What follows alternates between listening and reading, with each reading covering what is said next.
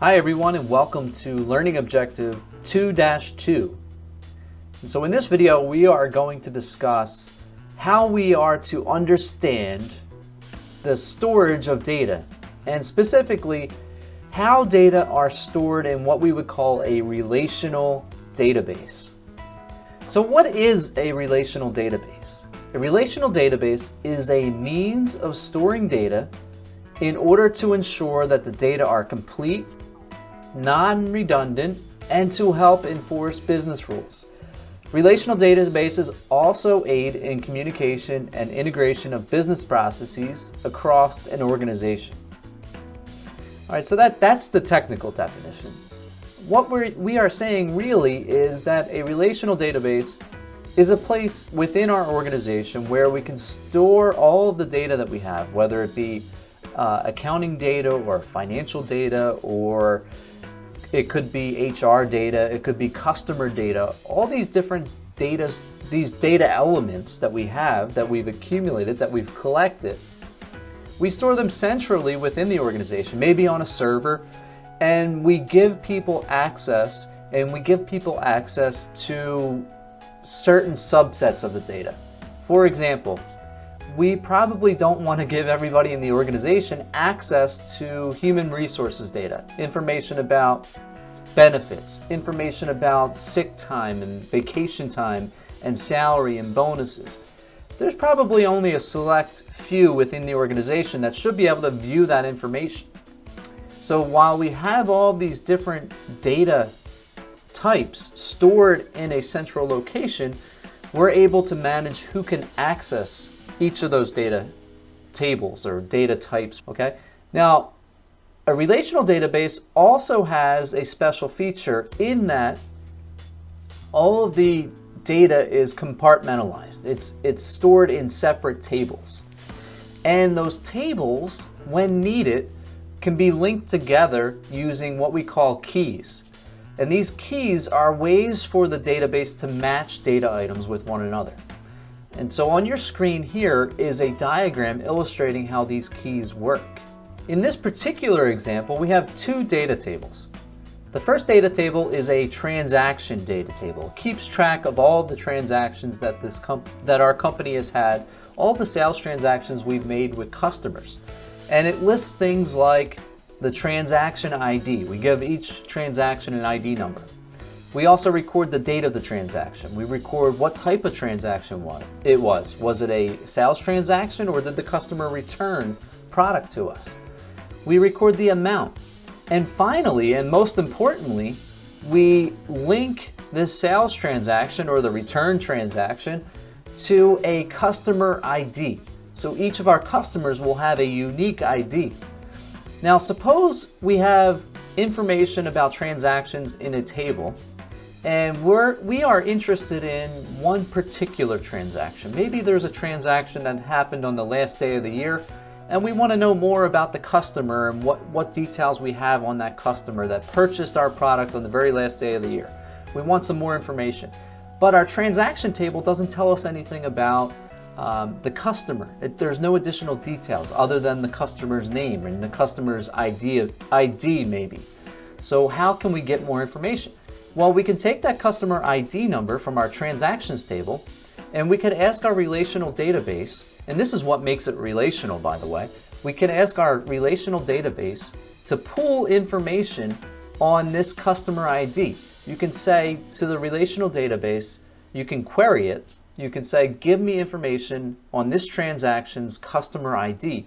And then the relational database will retrieve that information from a second data table, the customer's data table. And so here we can figure out what's the first name of the customer, what's the last name of the customer, what city are they ordering from, what state are they ordering from. If we have follow-up questions, what is their phone number, okay? So we can, by looking at our transaction table and identifying what the customer ID number is from that table, we can go then and link it to the second table, which contains demographic information about the customer. All right, so this is the power of relational databases. We have compartmentalized our data into separate tables, but at any given time, we can link the data together as needed. It's like Legos. You know, you're building Legos, right? And you're going to put this piece together with that piece, and there's all different ways you can connect. Well, that's what a relational database does. It's saying we're going to take the transaction Lego and connect it to the customer Lego. We might, this example is getting ridiculous, but I'm trying to illustrate to you how you can connect and disconnect and reconnect with another database. That's what a relational database has the power to do. So what exactly are the benefits of a relational database? If we were to put them in concrete terms, what are the benefits? Well, first is completeness. With completeness, we can ensure that all data required for a business process are included in the data set. So we can ensure that our data are complete. We can also ensure that our data are not redundant. So storing redundant data is, ideally we want to avoid this for several reasons. One, it takes up unnecessary space on our server. It takes up unnecessary processing power when we have to run a report. And it increases the risk of data entry errors. So we want complete data. We want data that's not redundant. It also allows us to enforce business rules. So we want to have controls in place that prevent certain things from happening. Access to data, for example. Maybe somebody outside of the human resources department gets access to our salary data. Well, that's not a good thing. By using relational databases, however, we can compartmentalize who has access.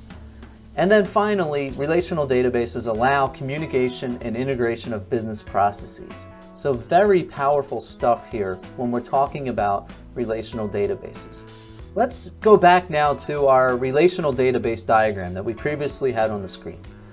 And let's talk about primary keys and foreign keys. All right, so I said that customer ID was the key in each of those tables, each of those data tables. So the transaction table and the customer table. The key there is the customer ID number. It's what allows us to unlock data from a second data table. It allows us to make a match between data tables. Well, we're going to call the key in one of those tables a primary key, and then in the second table we're going to call it foreign key. So what is a primary key? Well, formally, a primary key is an attribute that is required to exist in each table of a relational database and serves as a unique identifier for each record in the table. So in this case, in the customer ID table, the customer ID number in that table is considered a primary key. And it's considered a primary key because it cannot be used more than once. It should appear once and only once in that table. Now, a foreign key, on the other hand, formally is an attribute that exists in a relational database that's used to carry out the relationship between two tables. This does not serve as a unique identifier for each record in a table. So in our example, the transaction table, the customer ID that you see in the transaction table, is not a primary key, and it's not a primary key because it can be repeated. Why? How could a customer ID be repeated? Well, because one customer can buy multiple items on multiple dates at multiple amounts. So we might have a case in our transaction table where we have the same customer listed multiple times. And so it is not unique. And what we would call that is a foreign key. Okay, so we have to be careful about the way we link our data between the customer table and the transaction table, because you can think about what might happen. If we have two records with the same ID in one table and two records with the same ID in another table, and we go to match them up, we tell the database to match them up, we're going to get 4 matches, and that might not be what we want. So we have to think carefully about, are we connecting our tables using a primary key? And if we're not, then we might end up with something we were not expecting. We might end up with more matches than we were expecting. All right, so primary keys, foreign keys. The way to remember it, primary key is unique.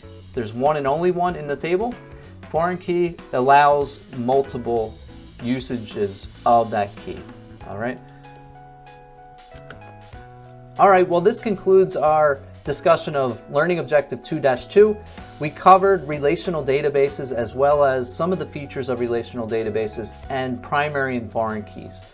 Thanks so much for watching. I'll see you real soon. Take care.